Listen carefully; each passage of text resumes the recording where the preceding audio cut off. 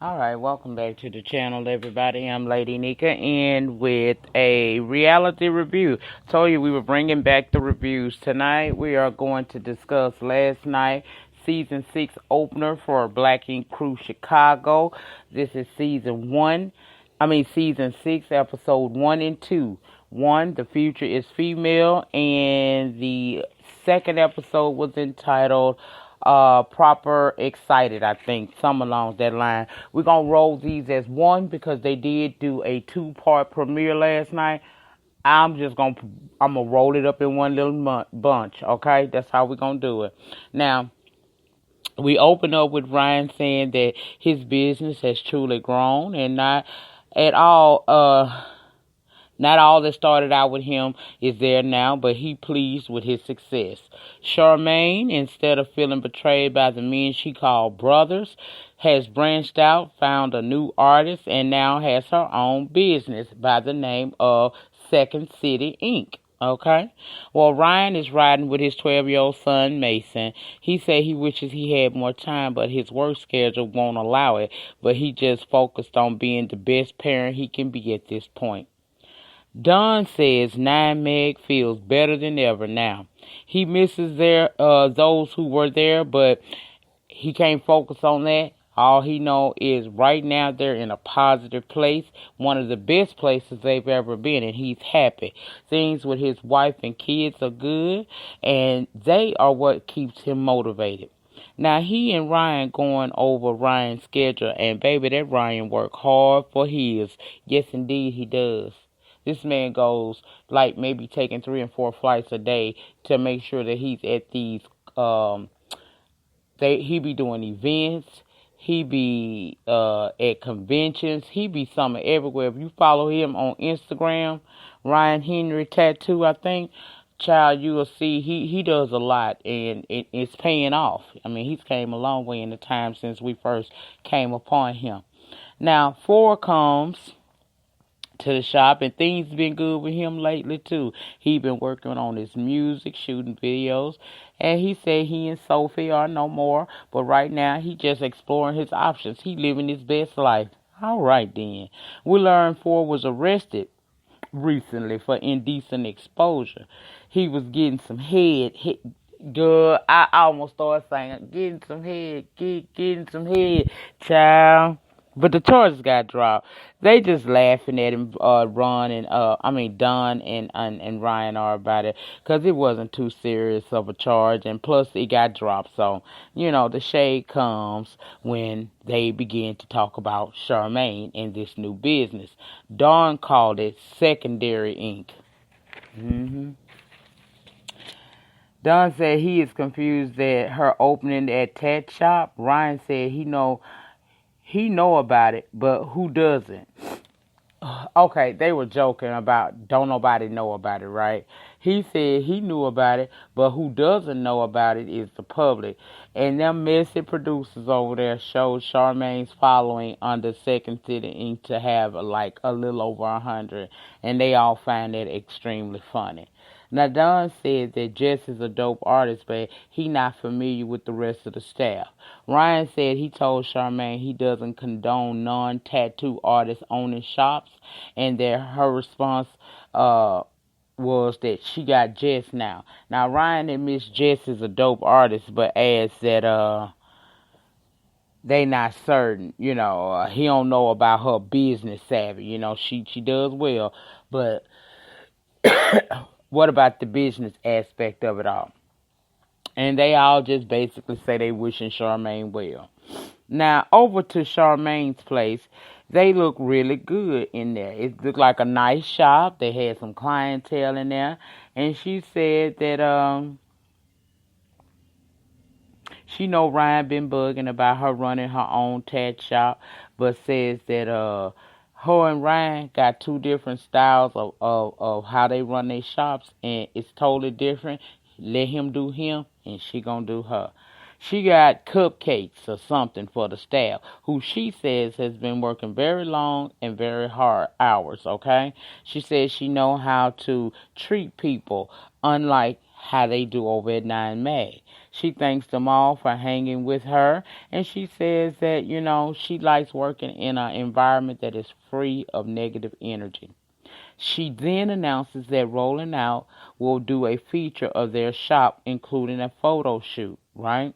She wants them to post more of their work with the shop on Instagram and hashtag, Second City Inc., so that they can kind of boost up their social media presence. She excited about the upcoming feature, but she's embarrassed at her social media account, though, and said that she even considered buying followers, but she not going to take it there. She going to let it grow organically. Now, she got this guy named Plug filming her introducing the shop because she decides to do a video, a short IGTV type of video, introducing the shop and giving a walkthrough while explaining the vision, how it formed and came to be. Then we met the West Side Boys, Prince and Fly, two of the artists over there at Second City Inc. We meet Drea, she's from the Bronx. We meet Zach, who they say is the Ryan Henry, who calls himself the Ryan Henry of Ohio. And of course, we already met Plug. Now, let me just add in there, Zach and Drea got this little attraction for each other, right? Then Jess comes in, and Jess said that she met Charmaine when she was actually working at Nine Mag. So she can identify with what Charmaine went through in her experience over at Nine Mag. That's why she rides so hard for her. And she thinks two females owning a tat shop is rather dope. So she's very excited about the adventure they're about to embark upon. Now, she keeps the artist on point. That's her job, while Charmaine does more of the paperwork side of the business. She's from London, been tatting 10 years, says she's been around the world being creative. She met a guy at 20 who taught her, and she was a quick study, so she quickly learned the craft, and now that's her passion. She said the relationship didn't last, but the foundation for her new career definitely formed during that relationship. I told y'all she from London. And Charmaine came to her with a business proposal, and she figured why not? Because she got kind of bored over there in London, kind of mundane. So they gonna, work on getting a few followers over there on Instagram. But everybody overall is excited about the future of Second City Inc., right? Child Ryan is juggling being a dad and a business owner. And we see he go get pizza with his son and then back to the shop where there is constant interruptions from his employees needing him in a boss capacity. It get kind of busy inside his shop to the point where he ends up packing up Mason and take him upstairs so that he can sit up there where it's a little bit less noisy and distracting up at his mama's shop. Rachel has now got her business right inside the same building that he is, and she is, doing her Paranova nail polish line, I think. And like I said, she got a shop in the building, so we see them go up there. He hesitant to ask Rachel to get Mason for a few while he gets the shop under control. She asks what he doing more important than what she was doing. He told her it ain't about it being more important. He just wanted him in a more settled environment, and she went into this speech about respecting her time to work as she's doing with him. Mind you, she said that after he explained that the shop was really busy and noisy, and she said she'd rather him be upstairs with her opposed to downstairs with Ryan. But when he mentions this to her, that's when she goes into this whole spiel about respecting each other's time and working on communicating. Child, she complained. She just complained. He didn't give her much pushback. He just ended up kissing his son and he left. Now, Don having date night with Ashley. They done got a sitter, and he off tomorrow, so he said for a married couple with a family, this is about as good as it get.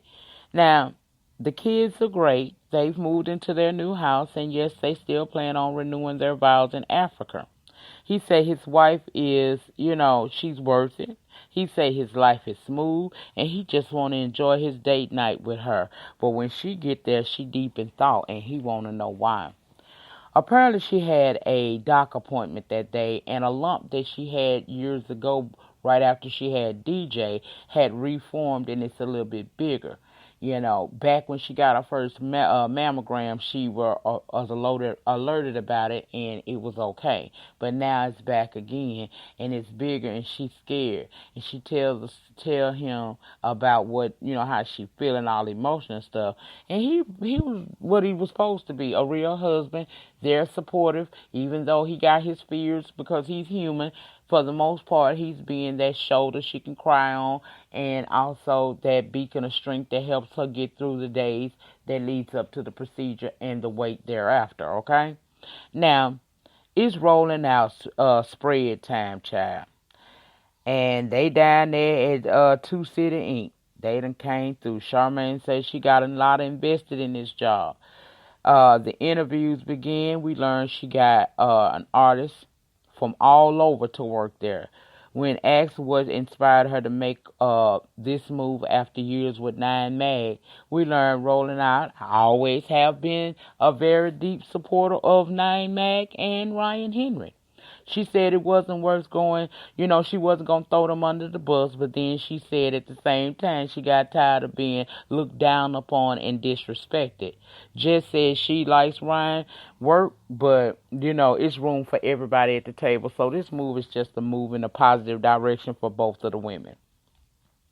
Child, they get invited to an event hosted by Rolling Out where they will feature them, right? And the spotlight, this event spotlight tat artists and stuff. And the spotlight gonna be on Second City Inc., okay? And the two owners, Charmaine and Jazz, are excited and appreciative. They do a group shot. Charmaine says she hasn't spoken to any of the guys, but when she does, she wants to appear to be the bitch that they hate they got rid of, or they hate they lost. Now, Dawn and Ashley go to the doctor to get the procedure, the biopsy, to see if the lump is cancerous. The kids at school unaware anything is going on, and she trying to be strong and positive. She letting her mind reflect on good times with the family as if they ain't never gonna have them again. I said, girl, your mind playing tricks on you. Look at those moments and think about how many more you got to come. Don't start thinking about these could be it. The doctor came in, met Dawn, and kind of eased her mind, let her know it's okay for you to be nervous. He tells her that the nurse is going to come and prep her and that he'll come back and they'll get started. And we see all that unfold. Then he came back in and began as Dawn waited patiently outside, probably praying that his wife is going to be okay. So, we at the Rolling Out party. Charmaine and crew there seeing their pics from the shoot, and they all elated in this moment. Charmaine arrives, and child, she pleased as well. Nine Mag showed up in support. Get inside, no one greets them, and they all of a sudden start seeing all this Second City Inc. and these photos and realize that this is a party to actually put the spotlight on them. Ryan and crew was not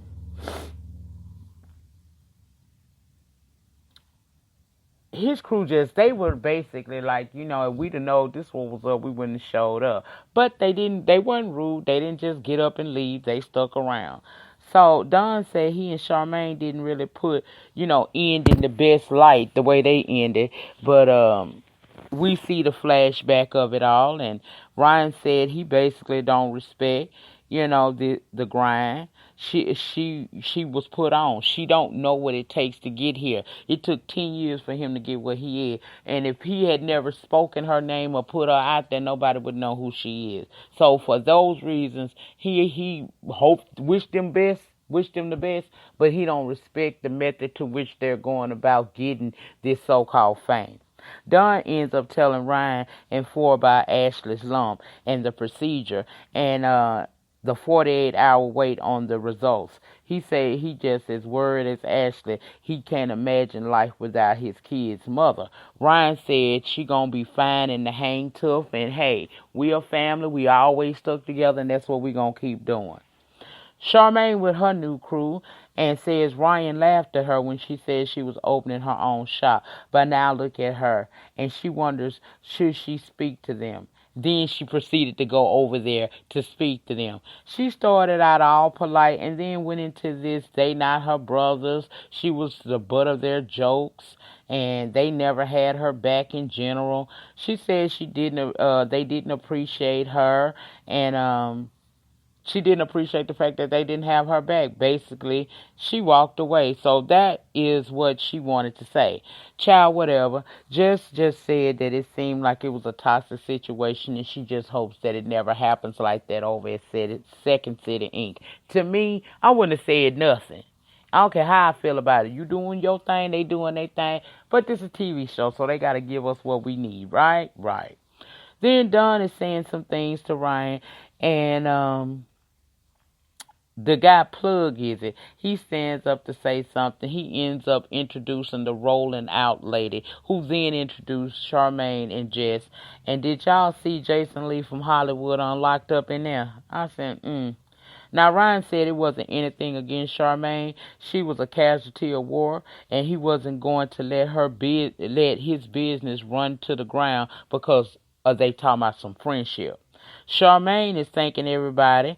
Dunn is like, I got to go. I got better things to do. Congratulations to Charmaine, but at this point, I ain't got time or energy to focus on what's going on with her. I really don't care no more. I got a wife at home that needs me more. Ryan calls Rachel to see if the boys are asleep, and she said they are, and she would have them call tomorrow. He admits he's not coming home. Not coming home to the kids at night really hits him hard every night. Child, we found out for the last few months he been living at the shop. Since he got put out. And since he travels so much, he just didn't see there was no need to get a home because he's barely there. The boys won't call it home, so what's the point of getting a place? He crashed at his spot. That way, when he's inspired or he is getting heavy on him, he get up and he get into his craft, and that's why he's become so good at what he do, because he's throwing himself into his job to mask a lot of pain. And we'll get into that more as the review continues. Now, we see Plug and Jess down to WGCI with Charmaine. They are having a press run for Second City Inc. They talk about the rolling out and the success of the event, especially in Ryan's and them face. Jess said that she's looking forward to it. The move from London to Chicago has been exciting, but she all the way in. Charmaine asked if either of them had ever done any tats in a weird place. Jess said she did a penis tat. She did a little recalling of it, and basically they did a good job. Okay, she said she got to Chicago and was proper excited. And she want everybody to be properly excited to come over to Second City Inc. and get the latest trends in tattoo artistry. Child, I guess. I'm happy for them. Kudos. Now, Ron, Dawn, and Four discuss the Rolling Loud event, and Ryan is concerned that the ladies don't know what they really doing. He still got questions, but whether or not they know how to run a business. Four asked about Ashley, and they still waiting on the results, even though it's hard. The uncertainty is scary. They're being optimistic.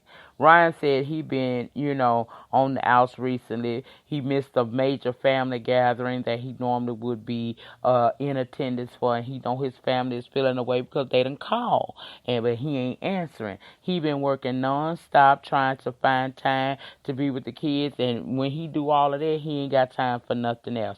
Well, Nova B-Day coming up, and he said he really don't feel like that should be something they need to be celebrating. He can't find the joy in the fact that his sister turns yet another year old, but actually she's not because she's no longer here.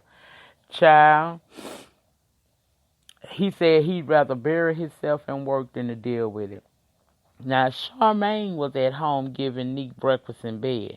Nick and Charmaine are married. They did it fast and at the courthouse, and they happy. Now, they mamas are in town. It was good to see Miss Glenda. That's Charmaine's mama. Rest in peace. they not feeling the fact that they did the wedding so fast and nobody was involved. So since they in town to visit, they already know that their parents are going to push them into trying to have this traditional wedding. So her and Nyca, they make a pact to not let neither one of the mamas push them to doing something they don't want to do. Now, child, Ryan mama pulled up at the shop. She said, "Oh, you ain't been asking me? I came through, me and your sister Jill." And child, they trying to talk to him. Mama say, she need to talk to him and talk to him now. They need to talk privately. We learned that Nova was the oldest and basically the glue of the family. And when she and his niece was killed, it hurt. He admit he hasn't, been there for his family and for Jill, his other sister. He hasn't been returning calls because he's still struggling with that inside. He said he don't know how to be weak and it drives him to work harder.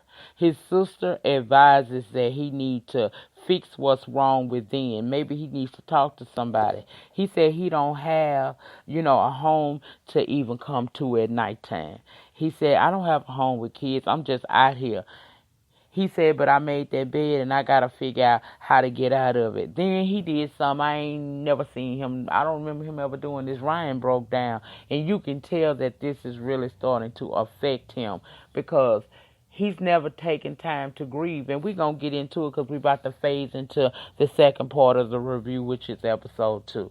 Now, over at Second City Inc., Zach and Drea talking about relationships, and she admits that she and Zach do flirt and that he cute to her. Then he says he got, quite a bit of work to do that day, and she offers to help since her work schedule is not so hectic. And he said, "If I allow you to work on some of my clients, you're going to have to agree to let me take you out on a date." So she agreed to that. Charmaine calls a meeting thanking them for the work, and then the couple that wanted the tats arrive. When they come in, Zach introduces Drea, explains that if they don't mind, in order to reduce time, would it be okay if she assists him by doing one of their tats, right? They agreed to it, and we learned that they are the owners of some husky dogs. They considering actually breeding and I think building a family of them. And they go into detail then with each one of them as to what they want their tattoo to look like. Drea said, "Life before we think that she said before we think that she a naive girl, she not only got some clients for the day, but she got half of his money and a date. She in her mind is winning." Okay. She says she hope so we see them prep and get to work. Drea says she left home at the age of 16 in the Bronx. She learned how to hustle from working in bars, selling weed, and dancing. She says she got dreams beyond the pole, and she grateful to Jess and Charmaine for the invite to work there. Now, Zach tells us he grew up a poor kid in Ohio to a white mama and a black daddy. He said he always been cocky, even though he sees it as confidence, as folks say he is now. But he felt like he earned that. He said he never fit in with the white side of his family nor the black. So what he did was go to college, get his bachelor's, and start, forming his own future. He was forming it. Tatting is his life, and it's got him out of Ohio into that shop. And so, once again, if my cockiness offends you, aka confidence, too bad. I earned this. Okay? So once completed, the couples love the tats, and Jess inspects it per usual for perfection, and she is pleased as well. Now, Dawn and Ashley return to the doctor for the results of the biopsy, and she's super nervous yet again, but we can all breathe a sigh of relief because it's non-cancerous and life is good, right? She says she is uber happy, as is Dawn, about the news. Child, I know that feeling. You remember y'all went with me on my journey through that weight process? Ooh, child. Anyway, Zach took Drea to the ice cream shop for their little day. He ain't want to go too far and spend too much all at once. She was feeling it, but she got to stay focused constantly on her career. They talk about how long she's been tatting and how it is for her, how tatting has basically become her man. And she says she has never gotten into any relationship, sexual or otherwise, with any of her coworkers, but end up locking lips with him by the end of that scene. I said, oh, okay. Now, Don and Ford take Ryan rock climbing to check in on him to make sure that he's good. He admits he's not been himself lately, and talking to his mom and sister was good, but he still got some work to do. He admits to Ford and Don that he's been sleeping at the shop and basically burying his emotions in work, and Ford knows firsthand that that will not work for long. He suggests that he seek therapy, something to help him deal with those emotions, but he and Don, will be there for him as much as he needs anyway, because they family. Now, I often tell y'all in these videos to take care of yourself, don't I? I say take care of you first, because you can't make nobody happy, including self, if self ain't right. You can make buku money, but if your emotions are not in check, it will mean zero. You must get your entire temple together first before you can truly be there for anyone, including yourself. Ryan has issues dealing with grief, losing his sister and his niece, and it's hit him harder than what he may even know, which is why the only place that he excels in is business. His relationships be pooey. Look at what's going on right now with him and Rachel. You don't think all of that got a direct result of some of that stuff he carrying inside of him about his sister? Now, Ryan wasn't open to going to see a therapist, okay? He can't see how speaking to a stranger can help, but they urge him to do it because sometimes, because it is a stranger, they can see our situations better than the people closest to us who are in it. Now, Neek mom and Charmaine mom at the restaurant waiting on Neek and them to show up. They convinced that they got to get these children married. They don't like the fact that they got married all quietly. They prepared to convince them to have the traditional marriage in a church. Neek mom doesn't see their marriage as real because it didn't happen there. Charmaine mom wanted them to plan a wedding when Neek said they gonna probably have to put that on hold for a minute, and then presented them with a card. Inside was a pregnancy test.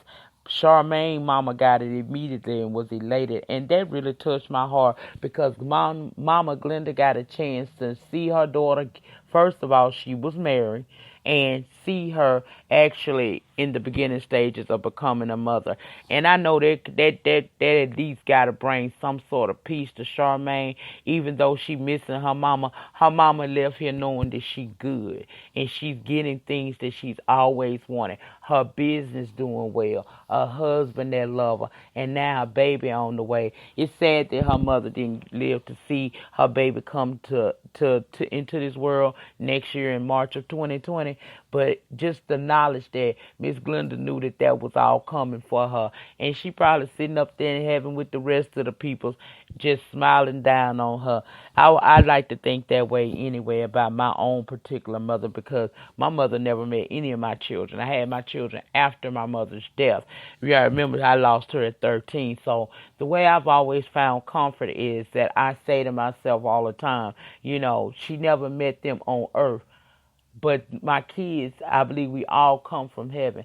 So she met my kids before my kids came to see me or come be with me here on earth.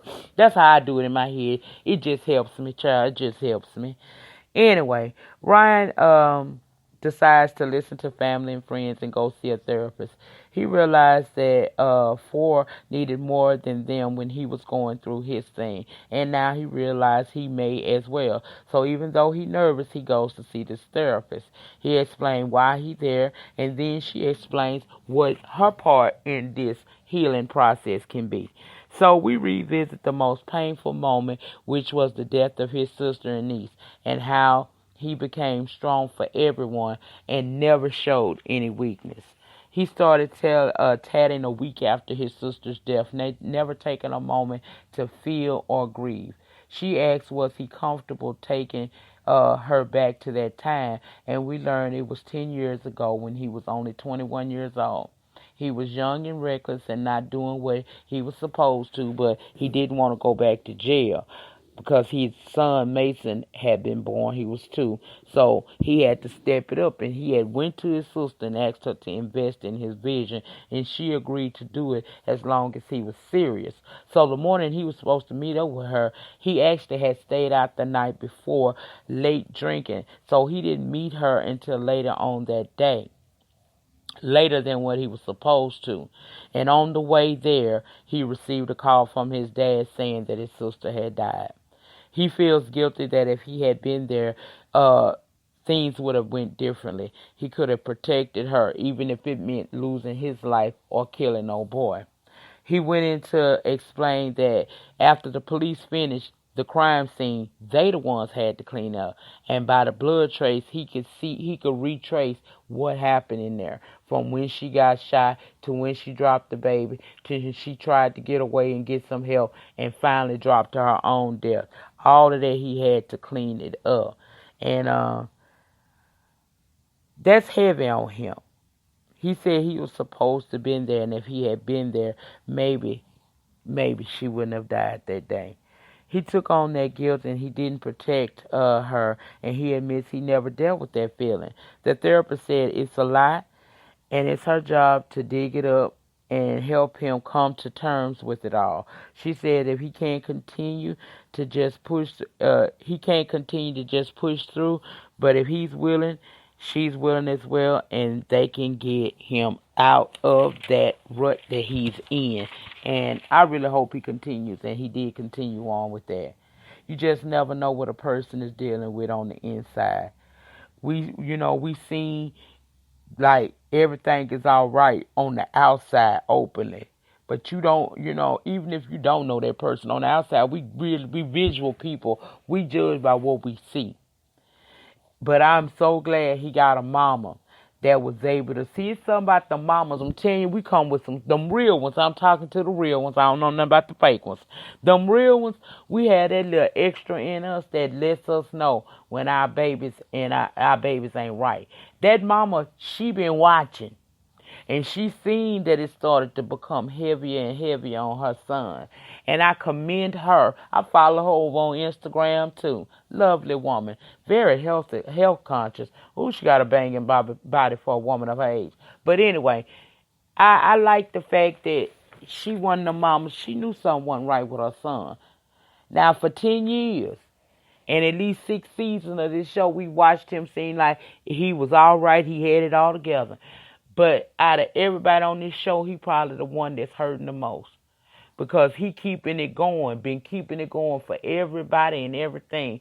Meanwhile, he's screaming on the inside in a room full of all of us, and none of us probably heard it, honey. And that's why I push self-love, self-care. You can't give nobody nothing if you ain't got it for yourself. And that's all I wanted to say. I'm going to go on and get up out of here because I done talked about 33 minutes now, and I don't usually keep these reviews that long. But this was a 2-part season opener for Season 6 of Black Ink Crew Chicago. I hope you guys enjoyed the review. If I left anything out that you would like to discuss, please know that the conversation can always continue down in the panty section. And in closing, as always, the depth of your struggle will determine the height of your success.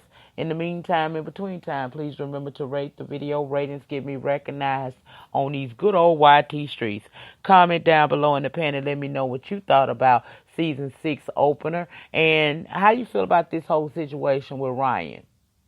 I just want to hear what you guys think about that. And if you got anything personal you want to share down there, feel free, girl. I'll be reading it. Don't think I don't. I will be catching up. Sometimes I get 1 or 2 days behind, but I see what go on in my comment section.